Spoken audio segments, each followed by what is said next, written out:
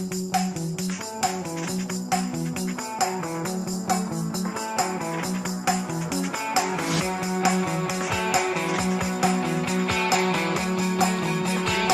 it. Running the floor. Embiid stuffs it. Harden for three. James Harden with his second triple.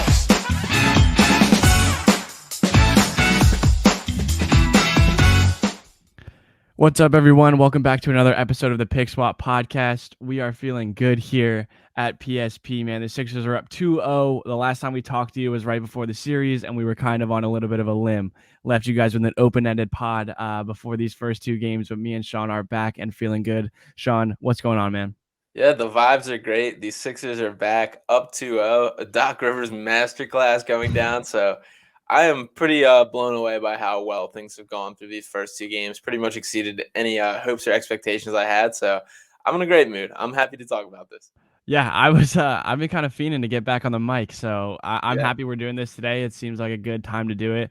I was almost like tempted to get one out yesterday. I was almost like, oh, we should probably do one today just before this game, so I can keep the energy before it gets killed at all. But last night, just as good, if not a better win than Saturday evening. So the Sixers are up 2-0. We're going to talk about this a lot because there's a lot to talk about. Like you said, Doc Rivers. A lot of Nick Nurse complaining, and then obviously some great games from Maxey, Embiid, Harden, Tobias, a bunch of the guys in the group. So before we go all into that, we want to talk about our sponsor, BetUS, one of the leading sportsbook and casinos in the market right now. They're partnering with us, and we're on a lot of a growth opportunity here. We're really growing alongside them. We're really excited to be with them. And if you guys are interested, you can use our code PICKSWAP at login. Make sure you check out the link in the bio here in the YouTube. Also, along with the podcast, wherever you get them, whether it's Spotify or iTunes or wherever else, there will be a link in the bio in the description of these videos and these podcasts. Make sure you click on that and use our code PICKSWAP to get in on the action. So, Sean, let's go back to game one, Saturday evening. And it really kind of the floodgates opened up pretty early. And the Sixers took control. And, unlike them, uncharacteristically, they really maintained that control and then really blew the doors open in the third quarter with, Maxey doing what Maxey did. So just go along back into game one. Take us through how you saw that game and what stuck out to you. Yeah, I mean, the first thing is for me is obviously it's the Tyrese Maxey show. I just continue to be impressed by just how great this kid is, how just impressive of a basketball player Tyrese Maxey is. I was looking at his stats in the postseason today. He's leading the entire NBA in field goal percentage this postseason, third in scoring, best 2-point percentage, best effective field goal percentage. And obviously, like, these things will come down as the series comes on and more games are played by everybody. But like, it's just insane the level that he came out at, and I just can't get over it. Like, every expectation that we've set for Tyrese Maxey has been blown away so easily. And this is a guy we've talked about for a long time, a guy that like I fell in love with before the draft, saying I would love that the Sixers could go up and get this guy, and for him to fall to 21 and then like hammering the desk about he's going to be very good. To just get to this level that quickly is insane. And he's such an integral part of this Sixers team. Him and Harden, I love it together. Like, people will give Harden some slack for not enough scoring, whatever. I think they're pretty much an ideal complement of each other in terms of Maxey's a more natural scorer at this stage in career. Harden's a more natural playmaker, better at running the offense, and they work great together. They seem to genuinely like each other. And it's just like, to me, this is the Tyrese Maxey maturation in this postseason. Yeah, man. I don't know if I felt better about this team, maybe ever. Yeah. And I know that's me getting out ahead of myself right now. And I'm not saying that I'm like, oh, they're going to win the finals. I know that there's a long road ahead, and there's a lot to cover here. But the way that Maxey's been playing, I want to, there's a lot of love to give out right now today. We're going to talk about Tobias Harris, who's been amazing. We can talk about Doc Rivers later on because we we had to do our due diligence here. We had to give some credit out to Doc as well. But Maxey, man, without Maxey, I don't know what this team looks like. It's hard to even fathom what this team might look like scoring wise. He's everything to this offense.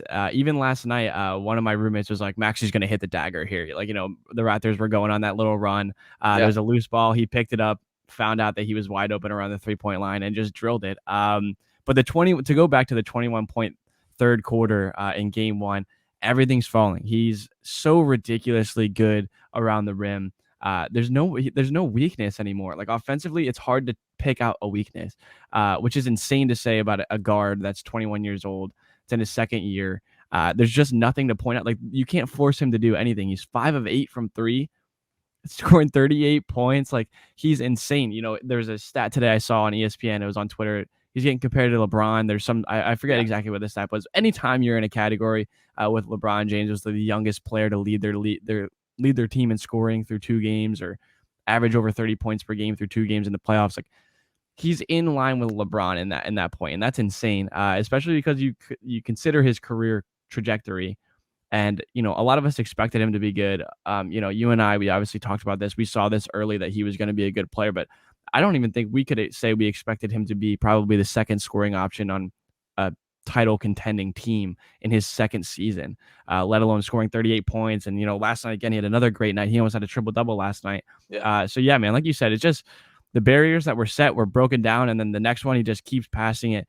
And it's been incredible to watch so far this postseason. Yeah, and key moments for him too. Like that like logo shot was amazing. Yeah. That he did hit the dagger during the run in that game was insane. And that was that was a messy play that he just came up and just popped a 3 confidently as ever. Yeah. And that really did change the entire momentum because the Raptors were fighting back in. They were on a 20-2 run.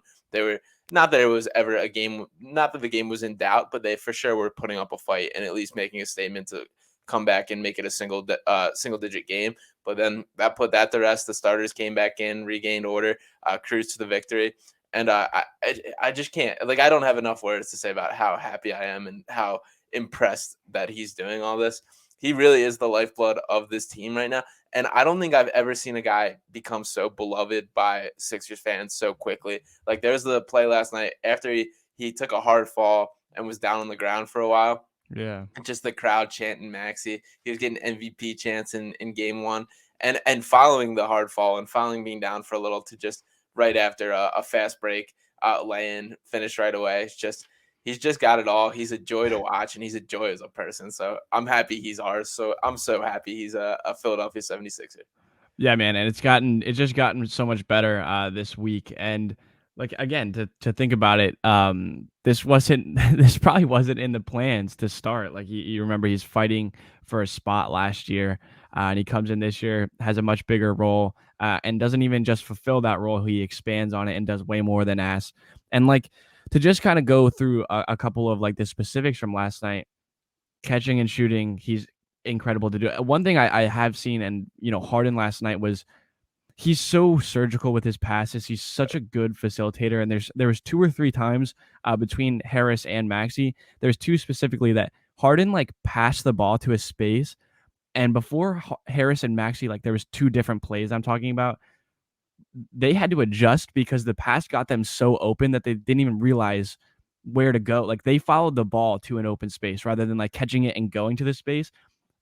There was 2 times last night where Maxey the ball bounced and he chased after it and got it, and it Harden threw him open, which is just insane. But around the rim, Maxey's incredible. There's a couple handful of times last night where he makes a layup. How did he even do that? How did he even get that off? Because he's jumping across the lane, waiting till he's on his way down and throwing it over Chris Boucher, who's 7 foot plus wingspan. He's just incredible around the rim, and then to be able to expand it, even on fast breaks, the floaters. Like I said, there's just no weaknesses, and he's just gotten so much better right in front of our eyes over this season. So incredible 2 outings from him. Where do you want to go next here? You want to talk about players? You want to talk about Doc? Who do you want to go to next? I want to touch on just this Raptors team as a whole real quick. Okay. Dude, these guys, I don't mean them so as players, bad. but just as personalities and the attitude. These guys suck, man. So the complaining and they threw the house at Joel Embiid yesterday. They the Siakam foul of him driving the lane was just granted, for sure a common foul, nothing extra there, but Yeah. a hard playoff foul. And it's just their tactic in game 2, after Nick Nurse all week was pounding the table about it needs to be called correctly. There's open hand slaps, there's elbows, it needs to be cleaned up, the refereeing on Embiid. And then to just absolutely just maul this guy in the paint coming out of game 2. He went to the free throw line 12 times in the first quarter. and just like I don't know if that was your plan backfiring, if you meant to do this, and physicality just wakes Embiid up. Like that Yeah, was the most trash I've seen him talk in quite in a some time long yesterday. time. Like he was fist bumping, screaming to the crowd, and one yelling in people's Yeah. faces, and picked up a technical 88 seconds in the game with the little scrap there. But I don't know. I really think this Raptors team is just out of options. The Scotty Barnes injury is a major loss for them. I obviously hate to see that. Scotty Barnes, phenomenal young player, a guy I'm a major fan of. Completely basketball move by Embiid, absolutely no harm there, and it's crazy Yeah. anybody's looking at that remotely different. But very disappointing. That's a game-changing injury for their series. I don't see what this team can really do more to give them a better chance to win. Like when you look at the NBA, when we talked about this going in, like there was so much about the Raptors being better coached and their weaknesses match up with, or their strengths match up with the Sixers' weaknesses. But talent just tends to win out, and we're seeing that in the series. Like the Sixers are for sure the more talented team, top to bottom. The best player on the Raptors, which is probably Pascal Siakam, is a pretty decent notch behind, I would say, Embiid, Harden, and Maxey. And I know I'll get Raptors fans in the comments being mad about that one, but I do think that's what it is. I think this Raptors team was very much overrated from the hot run that they went on to end the season, and they're still a decent team. They've got a lot to look forward to. Their system's great, but they're just not in the realm of the credit that we were giving them and that a lot of people were giving them leading into this series. No, man, and I don't.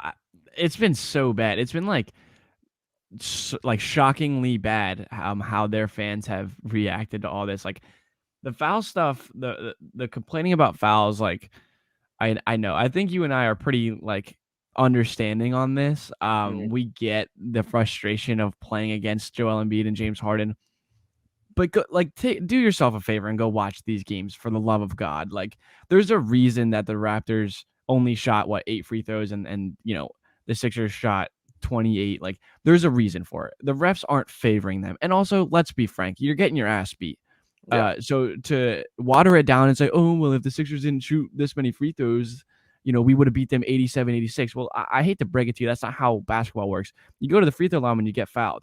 And when Mhm. you make more free throws than the other team, a lot of times that translates to winning basketball games. So, I don't know if these people are just dumb or ignorant, but it's really so annoying. Before the series even started, Yeah. these people were complaining. It's like, you guys are losers. You didn't even give yourselves a chance to start playing in this series. But it started with the head coach. And I know we were kind of like, oh, maybe it'll take a few games. It started immediately, and Yeah. he has not stopped. He Mhm. has not stopped. It's Embiid. so bad. Yeah, I love it, Embiid dude. I love it. going over and telling him to stop bitching about fouls. I Respectfully. respectfully, yeah. It's especially funny to me the way he's just like hands on his knees, bent over, and like looking Nick Nurse in the eye, and the conversation Yeah. was just so funny. But like, I don't have a problem with that. Embiid's a guy that is always ready to speak his mind. I thought it Yeah. was cool that like post game he just kind of laid it out there too. And I mean, he's right. Like he's bigger and stronger than everyone on the court, but that doesn't change how the rules are applied to him. Like just because he's bigger and stronger doesn't mean you're allowed to whack this guy. And like Embiid, I will defend Embiid way more than I ever will on Harden on the foul baiting things because he real deal gets hit more than most players in the NBA just because of his sheer size and the advantage that he has there. People overcompensate by being more physical back and they foul him. And that's what happens every single game. And Harden, Yeah. to point out him real quick, he deserves a ton of credit for cutting out a lot of the foul baiting stuff. Yeah. He's attacking the rim in a much more aggressive fashion than we've seen in his entire time in Philly. Like him just attacking and going for the layup has been so refreshing for me to see. And he's converting on them. He's been effective. There's been too much criticisms of Harden, I think, for these first 2 games specifically. I have absolutely zero problem with how he's playing. He's been the key to unlocking this entire offense. And I've said from the get-go that his biggest role is as a playmaker, and that's putting on full display. I mean, he's leading the playoffs in assists with 20, which is the next highest is 15. So 5 more assists than anyone else in this postseason is pretty impressive, and it's absolutely integral to what the Sixers are doing. Yeah. I this is the way I want Harden to play. Yeah. 22 and 14 in game 1, a little bit more of a louder game in game 1. 1 turnover to 14 assists. All right, let's be real here. What did we ask from him? We don't need him to score 25 plus a night. especially when you have Tyrese Maxey and Tobias Harris doing that. And then, you look around, he has, he only had 14, 6, and 6 last night, but 14, 6, and 6 is a damn good game. And what he does as a facilitator, like Tobias Harris, maybe the biggest beneficiary, maybe also Maxey as well. But like you just see the way that he controls the game and what he does. And then when he does have the chance, he's done a good job of taking advantage of creating his own opportunities. And when he gets the mismatch or when he gets a matchup that he likes, taking advantage of that, getting to the rim, like you said, he's done a much better job at that as well. And he's savvy. He's an older guy. He's a wise player. When he feels OG Anunoby's hand on him, he's gonna get 3 free throws. And that's part of the game. And for a team that had Kyle Lowry for the last decade, they should know about this shit because Kyle Lowry is one of the worst. He's a top 5 guy in that category, along with like Chris Paul. He's up in that tier of players with complaining and manipulating the rules. So they should be used to this because they watched it for a long time. But yeah, Harden has been like, if there's people complaining about what James Harden is doing right now, I genuinely think that they just don't understand the impact of what he's bringing to the game on a nightly basis. He's the one that's creating opportunities for these guys. He's the one that's getting Embiid the ball in spots where he can actually attack. And the Sixers have done a much better job, I think, all together, whether that's, Harden, obviously, but all the way down the line, getting the ball to him like faster, and right when they see that he has an advantage at any moment, where there's not 2 or 3 guys guarding him, they get the ball to him in the paint. And specifically last night, there's 4 times where the ball got kicked out and kicked right back into the paint to Joel. So I think they've done a great job. I think James Harden's philosophy and the way that he plays is kind of rubbing off on anyone. And there's you can even now, just through 2 games, look through and see some incredible passes. The one to Tobias last night, he's got in the middle of the lane and spun and whipped it to him in the corner. Yeah, crazy pass. Like that's like, I literally was talking like there's 3 or 4 guys in the league that make that pass. Like it's him, Chris Paul, LeBron, and Jokic. Like those are the 3 or 4 guys that are making that pass. And if you have, I cannot complain about Harden's productivity at all. Mm-hmm. And that pass to Tobias hit him right in the shooting pocket. It was a catch and shoot. It was not a play where there was like a lot of wiggle room. Like Tobias had to catch that perfect, went up and he hit the shot. And Tobias specifically, deserves a ton of credit. Again, we've talked a lot about how much he's changed his own role and focused on catch and shoot, focus on being the proper complementary piece in this offense. And he's done an incredible job. And I would say in these first 2 games specifically, this is the most like effective towards winning basketball that I've seen Tobias play as his time as Sixer. This has been his most impactful stretch of games in probably his entire time here. Like one of the frustrations with Tobias for a while was like how he would be it would seemingly be quiet throughout the whole game. You turn around and he's got like 20 points. And I feel the exact opposite in this game. Like it feels like he's doing more than what the numbers look like. And I mean, he's just playing within himself. He's playing within his role, and he's capitalizing. The catch and shoots look good. He was 3 of 3 from 3 in game 2. I just am incredibly happy with what he's done. Defending Pascal Siakam also. That was a matchup that we talked about going in that we were very nervous about. I thought Siakam would have the edge athletically with him, and I think he probably still does. But Tobias is strapping him up defensively, playing terrific defense. He's jumping passing lanes, which I haven't seen him done like ever. Ever. He's just making guys work. He's making Siakam settle for these mid-range contested 2s, and the Raptors will not win this series when that's the case. So a massive credit to Tobias. Yeah, absolutely, man. I've been very impressed with his game. I mean, you look at game 1, 26 points on 9 of 14 shooting. Incredible. Like just as good as it. And then last night, again, 20 points, 10 rebounds on 7 of 11 shooting. Like that is peak Tobias Harris. We're seeing the best version of Tobias Harris that we've seen in a Sixers uniform. And he's had good stretches. He's had really good years. But Tobias Harris that we've been kind of, yearning for this whole time, decisive, strong, confident, and just hitting his shots, even when he is, getting into the post. He looks confident and he looks like he's knocking down those shots. Defensively, like you said, it's, the most upgraded version of Tobias defensively that we've ever seen in a series like this where, especially going forward. And to talk about Matisse Thybulle, really no non-factor at this point. So not worried about going to Toronto without him. Been a complete non-factor at this point.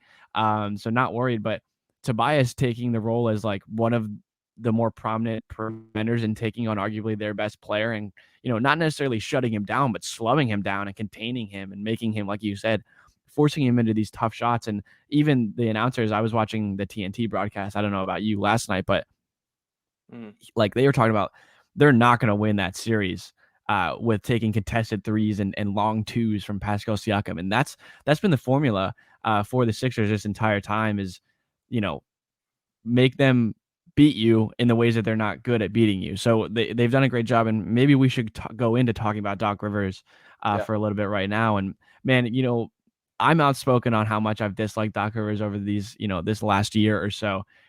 All the credit in the world to him, man. They came out and they looked everything we needed from them. Everything that you and I talked about in that preview, the series preview, was need to bring energy, be focused, and need to have it like execute the game plan. And they've done exactly that. They looked very, very prepared over these first two games. So, if you want to go into specifics and talk about, what they've been executing on in Doc's game plan.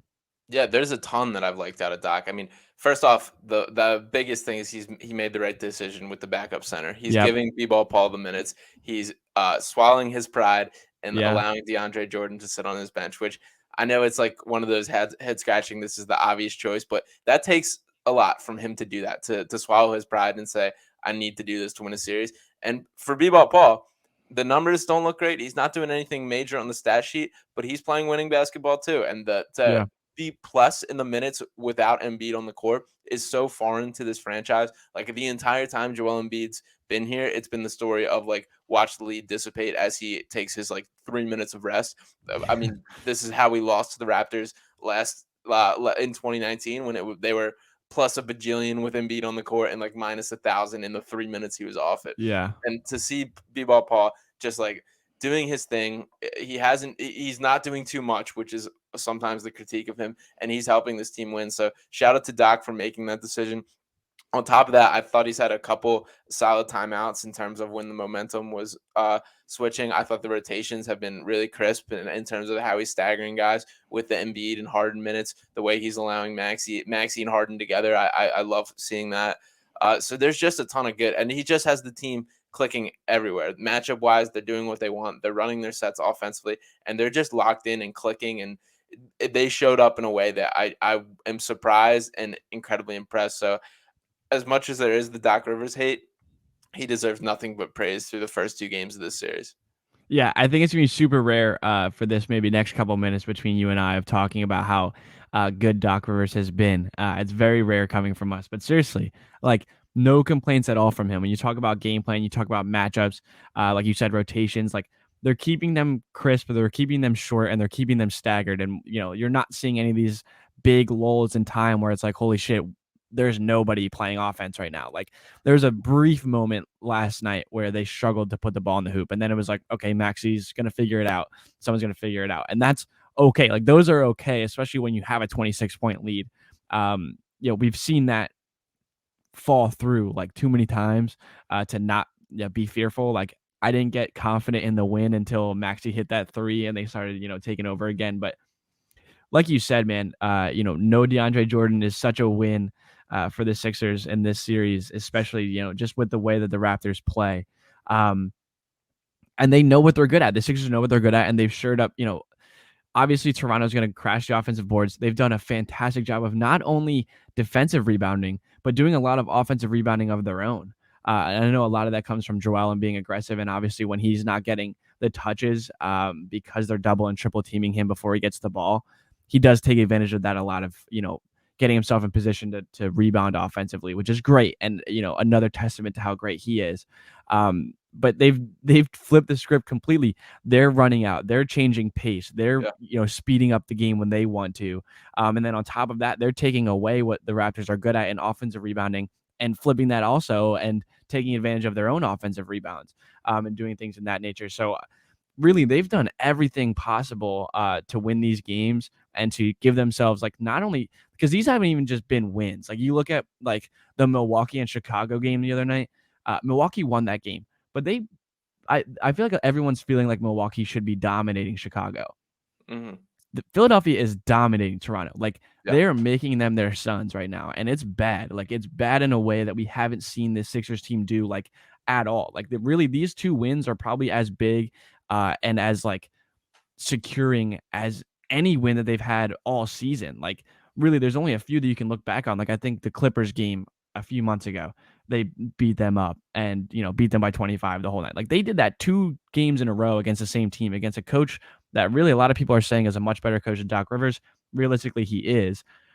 But right now, it's not showing that at all. Doc Rivers is out coaching Nick Nurse and by a landslide. Yeah, I've been disappointed across the board with Nick Nurse in this series. He's a guy I obviously Yeah. think pretty highly of as a coach. I think they've done a poor job scouting the Sixers in terms of what they're trying to do matchup wise. Like just calling isolations for Pascal Siakam is not the way you're winning this series, kind No. of like we talked about. There's things that they can do defensively or offensively to pick points of weakness in the Sixers defense. Things like having Tobias chase off screens, which he doesn't do well. Things like they haven't run those kind of sets. And just like the tone that he set for this entire team and complaining about the fouls and Yep. making that. And I was also watching the TNT broadcast, and Chuck put it nice where he's like, you're getting stomped by 30. Like if they miss 3 or 4 calls, you're still not winning this game. So Yeah. that is not the reason that you're not winning it. So to put so much focus on that, I think sets an extremely poor taste for the whole Toronto team. And they look like they're unraveling a little bit in a way that I just did not expect to be the case. Yeah, really, like you said, like falling apart is a weird thing to have happen to a Toronto Raptors team, which like you feel like normally they're so put together because Nick Nurse is so like calculated. And it seems like he's normally super prepared to the point where you can't get unraveled because he has counters to their counters.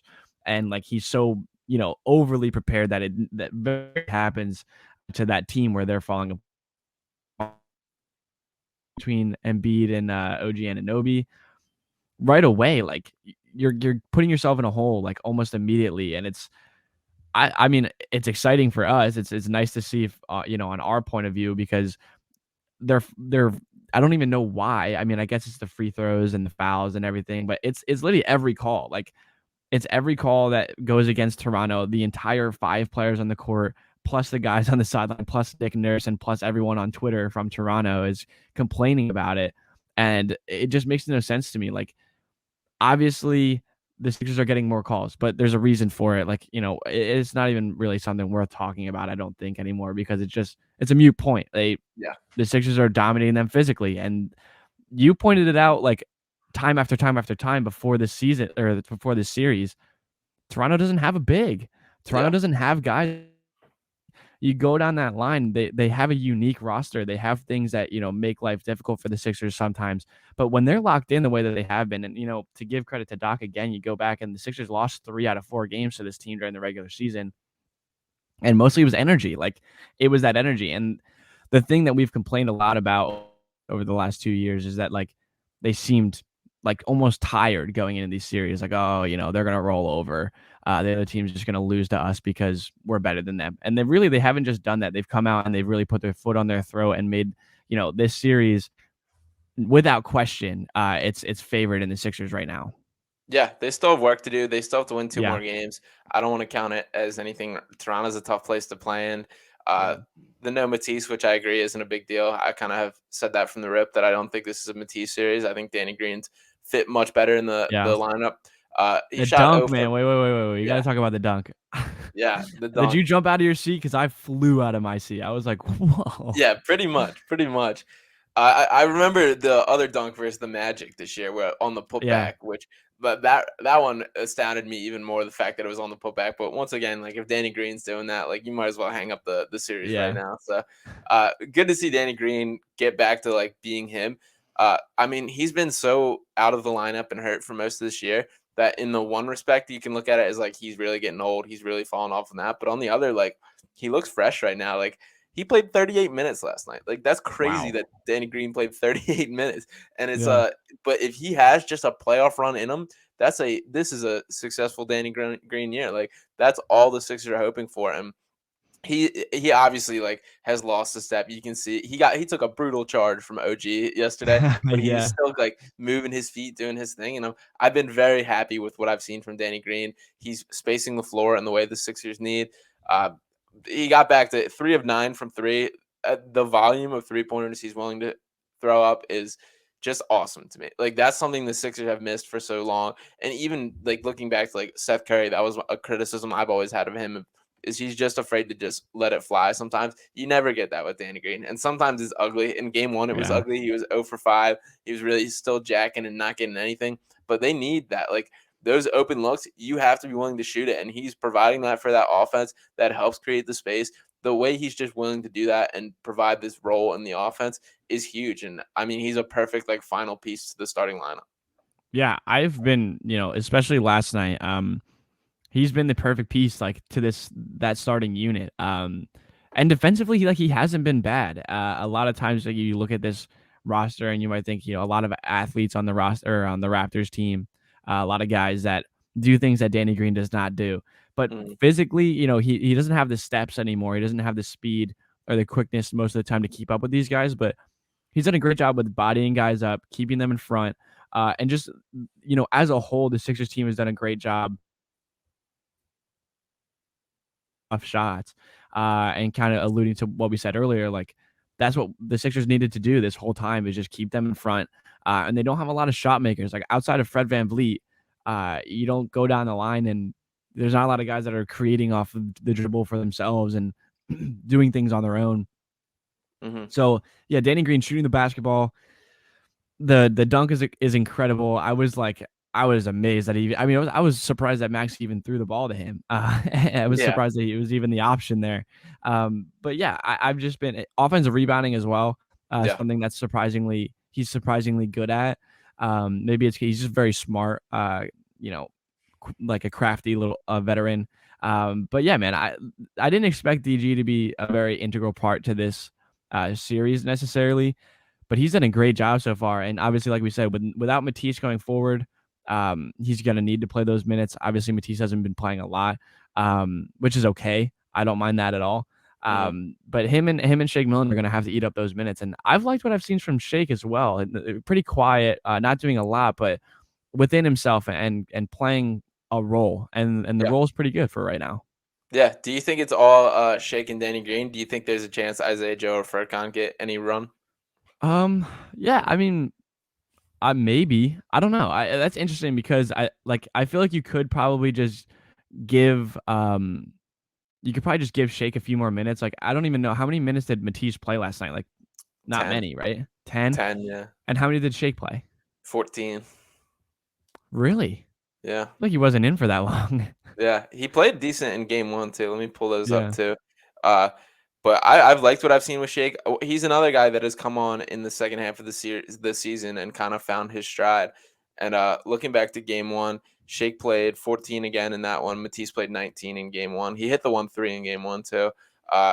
This is not we've said from the beginning, but like this is not a Matisse matchup. Like looking ahead, he still is going to be a necessary part of this team. Like obviously we'll see how Hawks shape up. I think the Heat will come out, but like if this is a rematch with the Hawks, like Matisse is going to be needed on Trae Young for sure. And even facing the Heat, like if you want to run him on Tyler Hero or do whatever, chase guys off screen, that's one of the things he's best at, and that's a good part of Miami's set. So there will be time where he's needed to be called on the postseason. So it is a stay ready. This isn't the series because even like Fred VanVleet is probably the number one guy you probably want circled with him chasing around, but he just hasn't warranted that kind of respect defensively, I think, so far in this series. And he was hot early on in game 2 to keep him in, but I don't think they just haven't showed a sustainable way to succeed offensively. So it'll be interesting to see what they do with the minutes.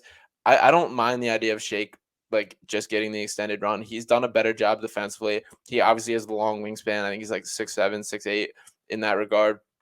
And he is getting back to it. It's another ball handler out there. So I wouldn't mind Shake getting all the run. Me either. I love Shake. I mean, we kind of went through this whole progression with Shake of this little roller coaster ride that it's been, but I really enjoy him as a player. I think when he's controlled, like when he's contained, and his role is like given to him, like it's very descriptive of what we're asking of Shake Milton on a nightly basis. I think he can be productive, and I think if he's getting maybe it's almost 20 minutes in Toronto during this stretch, I think maybe that could be here's your chance, Shake. Not that they should be auditioning anymore. Like we're in the playoffs. It's time to, get ready. And you should be, figuring out what you have here. But if there's an opportunity, like there is an opportunity presented to you in this unique case, this unique situation where one player is available for 2 games and then he's unavailable for the next 2. Shake has a chance to step up and kind of solidify himself within this role and within this rotation. And I think he has a chance to. And I think shooting wise, if he's continuing to knock down open looks, and like you said, even a guy that's just willing to, like, Shake isn't going to turn down many shots. He likes to shoot it. So at times when he gets those chances and he gets extended minutes, I'm totally okay with him being the guy that rolls into those, 15 to 20 minutes spots. But if, would you rather it be Isaiah Joe or would you rather it be Furkan if there's going to be another guy kind of mixed in? Probably Furk. I think they're a similar kind of like. I think Doc's way more likely to go with Furk. I'll say Yeah. that. Isaiah Joe.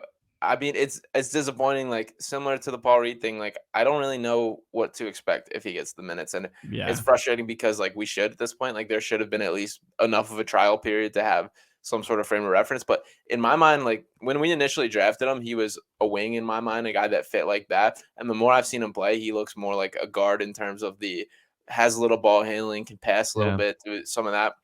He's ready to let it sling from wherever, which I really like. I would like to see more of Isaiah Joe moving forward. As far as this playoff specifically, like you're kind of searching for lightning in the bottle with Furkan. You sometimes will get it though, so I think it's kind of worth the gamble. If the Sixers hit a point where it's like they can't hit anything, they need to just give it a shot. I don't mind just giving Furk a run and seeing like go throw up a couple and see what happens, because there are times where he can get hot like that. It's been such a disappointing Furkan year, so I'm not going to act like I expect that. But if they do need like an offensive boost in Toronto, I think Furkan's probably the guy for that.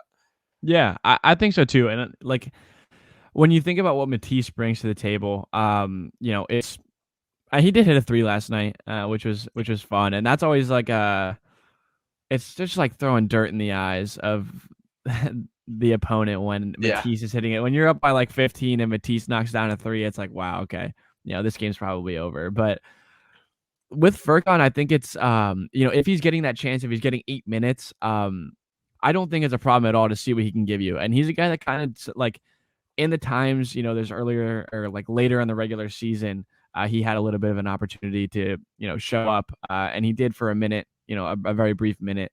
I think he's a guy that would capitalize on an opportunity to play in the playoffs. He could also fold. Maybe you really don't know what you're going to get from Furk, but like you said, I think it's worth a shot without Matisse, because again, you're not asking very much of him. And the upside there is that he plays well and gives you a really nice boost and, hits a 3 or 2 and, makes a nice pass, and it kind of just boosts the morale when Furkan plays well. So give him 8, throw him a bone, let him play for 8 minutes. And if he's playing well, okay, fine. If he's not, just get back with Shake and move it along. So I don't think there's a lot of negative side to it, but the positive aspect of what Furkan could potentially bring. And again, I think this is kind of like semantics at this point. I think it's kind of a frivolous conversation because I don't know if maybe they won't even go with another guy. Like I think the likelihood is probably that Shake plays more minutes, but I don't know. I think Toronto's going to be an interesting place. Like the Sixers are going to get booed. Like it's going to be bad there, don't you think? Yeah, no, I think so. I think the Sixers probably drop one of the 2 games. I don't think as great as the Sixers have looked and as pretty poor as the Raptors have looked, I still don't think this is probably a clean sweep series. My initial prediction was Sixers in 7. I don't see it going that deep. I can't see this Raptors team beating the Sixers team 3 times. I think I'm probably bumping it up to Sixers in 5, but it is going to be a brutal travel up to Toronto. I don't know. Like for whatever reason, I didn't hate the Raptors. Like even after that series, the infamous series, but I do now. I really do now. And this is what happens with me. Whenever the Sixers play a team in the playoffs, it normally like there's so much rage inside of me when I see these teams. Like I hated Brooklyn. I still hate Miami. Like reasonably. I hate the Celtics, but most of these hatreds are kind of stemming from those playoff series against them, and most of the time losing to them. But even Brooklyn, like I hated them because I hated that playoff series, even though the Sixers beat them. And Toronto's no different right now, and it's going to be fun to see them go into a hostile environment. It's going to be fun to see how Embiid plays off of this because he's the supervillain right now. especially going up there. It's going to be bad. Him and Harden are not going to be received very well there. And I've seen some nasty things from Raptors fans, like really nasty, like things I wouldn't even expect to see from Philly fans. And Philly fans have the reputation of being the worst. So I'm interested to see how it goes, and I would love to see them. I mean, like I also don't expect them to necessarily sweep. I said Sixers in 5. I'm kind of sticking with that. I would love nothing more to see Embiid walk off Toronto's floor as a sweep, and getting kind of relish in that feeling, because I think he deserves it. And I think that's what he wants. The way that he's looked, I think that's what he wants. Yeah, he continues to look locked in. He got a little beat up in game 2. He did. He Yeah, said his ankle was hurting, his elbow. He had the thing with Siakam. A couple hard falls. He's still hanging in there, but this is a day where he absolutely should be in the training facility and getting whatever care he needs, because he definitely took a beating last night. I agree. I think he wants this very badly. And Embiid's a guy that never forgets, that he remembers. Yeah. I'm sure he remembers the feeling of walking off after losing to Toronto, and to sweep them and to continue beating them in the fashion that they have been would, I'm sure, mean quite a lot to him. I think more so than the average NBA player, which I love about him also. So I think that's the case. That's still the goal. They still got to win 2 more games in this series. So let's see when it happens.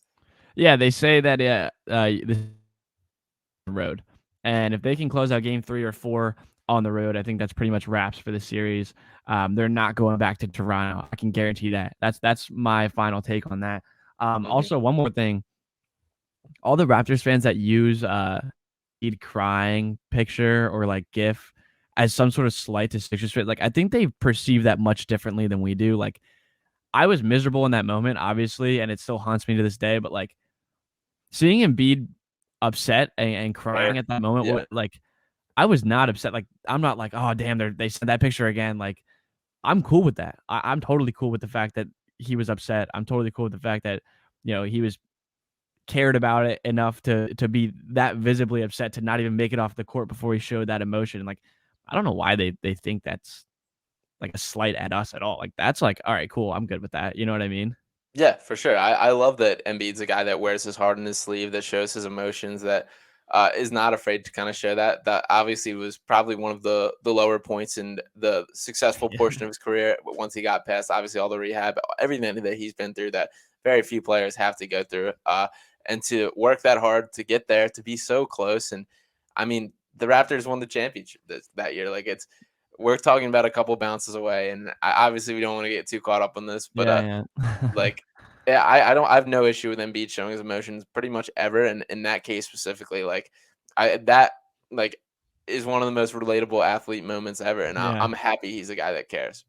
I think a lot of us were feeling that way. Yeah, the way Embiid felt. So again, I don't have a problem with it.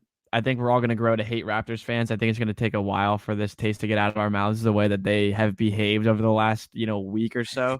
But I don't have anything else. If you're good to wrap up, I'm good to wrap it up. I'm bumping my prediction up to Sixers in 5. I agree. I don't think they go back to Toronto a second time.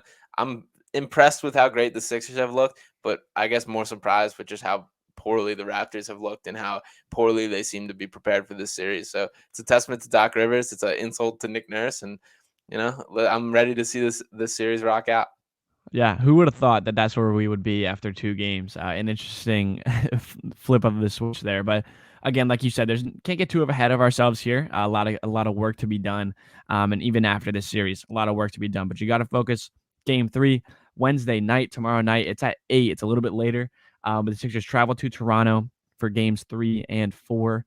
Do you want to do Thursday? That's something we can talk about later, but we'll talk to you guys again later this week, depending on how this all plays out. We could be talking to you guys after the series concludes. Who knows? Regardless, if you guys are interested in keeping up with our work, in the meantime, you can follow Sean at Sean_Bernard1. You can follow me at JSBrain17. You can follow the pod at PickSwapPod. Check out the YouTube. The link in the bios of the YouTube and wherever you get your podcast, whether that's Spotify or Apple Podcasts, and check out BetUS using our code PickSwap at login to get your first bet risk-free up to $500. We'll talk to you guys later this week. Go Sixers.